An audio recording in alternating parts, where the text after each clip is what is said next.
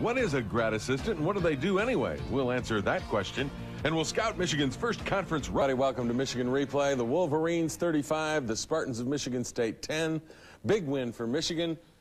But 35-10 really is probably not indicative of the game. It was tighter than that, wasn't it, Coach Mo? Yes, in a lot of ways it was, Jim. But, you know, when you say 35-10, that sounds awfully good. And I think we were in complete control of the game because our defense played well, and that's the key. And when you have a strong defense, you play very comfortably. Some people said it was like winning ugly.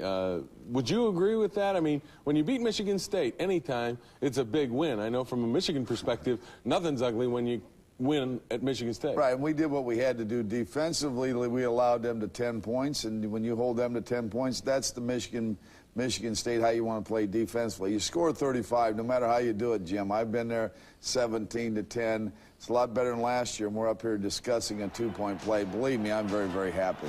Well, it opened up, and again, you talk about the defense. The defense was the key to it. Right, and this guy right here, we put on a blitz there, and Hutch gets a sack, but Hutch was outstanding all day on that. Then we come right back and throw an interception. We have too many interceptions, Jim, and then the penalty. Then Wheatley got rolling, and I think he has a series of runs here of 15, and then he'll come back with another one. You kept it on the ground against them. You didn't go up top. Why? Well, Jim, 300 yards rushing is just about impossible against Michigan State. And Wheatley, I think, got 170. So you can control the ball, you help your defense, and you don't give them any big opportunity. There's Wheatley going in for the score. First quarter, that makes it 7-0. Right. You got to be really should add 2 scores in there some way, either a field goal, but we threw that interception. So you got to be feeling pretty decent about it.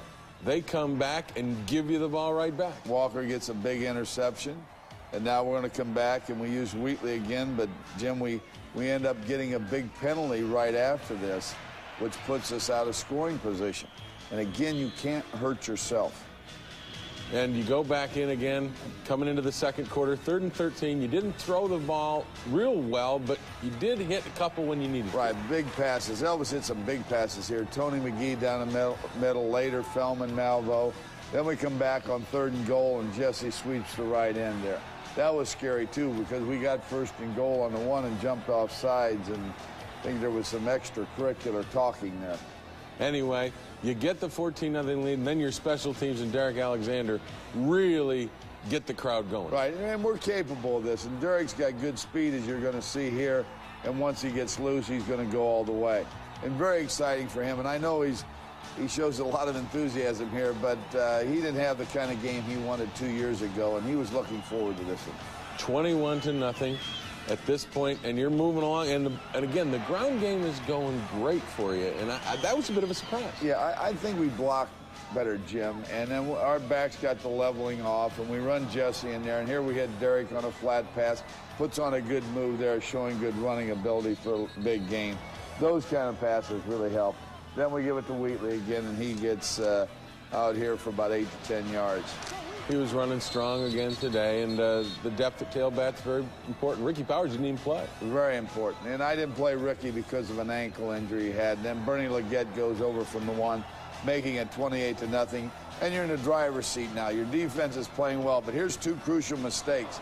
We have a young man jump off sides, which gives them the ball again, and they get an opportunity to go down and score. And in this drive, Jim, we're going to show there's a penalty of a personal foul, which actually gives them some life at halftime. Well, that 4th and 4 punt, when you're offsides, give them a 1st down. And on this play, a 2nd down, you stop them with a short gain, but you get the roughing the passer call. That gets them down in the range, and now they're going to kick a field goal late in the half. Right, and we've done this practically in every game, and I can't figure it out. We give a team who we have down well momentum going into the locker room, and if the one thing you don't want to do after you get somebody down is give them a little hope. 28-3 at the half. I know you're not ready to say the game's over. What did you say at half? Well, I just told them, you know, we had to do some things we have to do better. Now, if we keep playing defense like we're playing, we're going to be in great shape. And I said, honestly, defense, there's no way you should give up 25 points and let them get back in this game.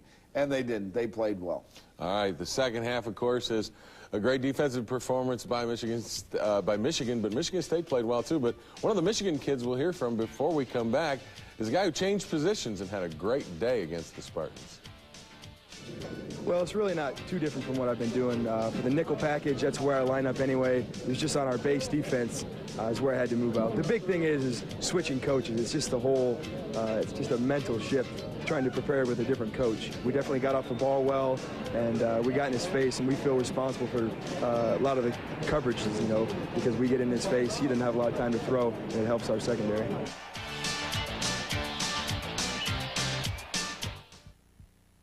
Given an inch, and anything we got, I mean, we definitely deserve. We had to run the ball and run hard. Sounds like Michigan State, doesn't it? Rob Dorey talking about it being a Donnybrook. Well, that's Michigan State, and coming out for the second half, 28-3 lead, it sounded pretty comfortable, but you knew it wasn't going to be. Not with the Spartans. They don't have much quit. No, and you always worry about, you know, breaking big plays. See, Tico Duckett and Craig, the other tailback, had both had big games the week before and had some long plays. And that's where I credit our defense the most, not giving up the big play. Talk about Duckett. He breaks one on their first possession. Right, first possession, they sealed it inside. And here he's got great speed, Jim. We miss the tackle there, he spins, and then we get him down. And this is after you got the ball and didn't do anything with it. So this is a big series for them. You get a big play here defensively from Matt Dyson. Matt Dyson comes off the corner unblocked, caused a fumble, and fortunately for them and unfortunately for us, they recovered it. Now you come back, you got the ball, and again, staying on the ground for the most part, and you move the ball pretty well, your second possession, but it doesn't turn out. The third downs came up on us and hurt us. Now here Elvis has to scramble a little bit, does a good job getting the ball to Monty Toomer for a first down. We pick up about 4 yards, and then on 3rd and 6, we're going back here, and Elvis gets caught from behind, and the guy knocked the ball loose and actually recovered it all in one move. That gives them great field position. And it gives them momentum. You go to the fourth quarter, they're 3rd and 5, and they go for the home run ball and hit it. Right, we had a blitz on there, and we didn't get home, and a young defender there turned around and looked. If he'd have stayed with the ball, I think he'd have made that play. The coverage wasn't all that bad, but you got to give Miller and Coleman from them good credit. Here's Elvis stepping up, throwing well. Feldman Malvo makes an excellent catch. That was a big play for us. Yeah, that was a big play because it's 28-10. Then you go to a reverse, and Walter Smith just does a great job here. Right, he did a good job running the ball. Walter has that ability. He was a running back in high school, and we got to get the ball to him a little bit more so he can get loose. Now, this is a sequence where you had all kinds of problems inside the 10. There were some unnecessary roughness calls, and then you throw the interception. Big penalties, and we just threw behind him here. We got to get the ball out in front of him. He was down there, and he keeps running with the ball, and we get a lot of extracurricular activity. But, Jim, as you indicate, we're down the 8-yard line, ready to score, and we get a major penalty. We had too many penalties that really hurt us, and the other thing is we had 2 interceptions. We have to stay away from those. They come out from their own goal line, do a good job, get the ball out there, get in on 3rd down, and then Miller comes back on another 3rd down, and it gets pressured big time, and then you get the big play. Throws it, and Marcus Walker tackles our tight end in good shape there, so we're in pretty good field. Well, the key to that is you never let them get out of a real serious problem. When they tried to go on 3rd down and long, you were always able to stop them short of the first down. Right. There, Alexander is coming around to reverse after we run Wheatley. This is a 4th down play. Right, this is a 4th down. The one thing I liked about that play, Jim, I knew one thing. I had a chance of it going, okay, and getting the first down, but more importantly, it was going to eat up a lot of clock because when you run a reverse. Here we do a good job. Corwin Brown comes up and hits our tight end. He fumbles the ball, and we recover the ball.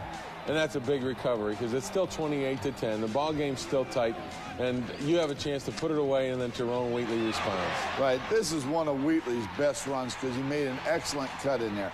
Excellent cut. Then he leveled it off and ran through 2 would-be tacklers. And that was an exciting way, really, to end the game for him because there's so many things he's learning like a lot of young players are. 35-10, the final, and yet looking at the highlights, looking at what happened, it wasn't a blowout that 35-10 would indicate. It was a tough game. No, and the other thing is we aren't going to win every game 50-3 like a lot of people think, and we do have an opponent out there, and you have to give them some credit.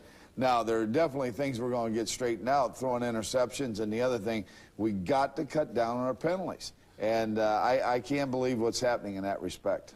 Okay, the penalties, obviously, the passing game you got to work on, I would think. That's something that I think you were not real pleased with on Saturday.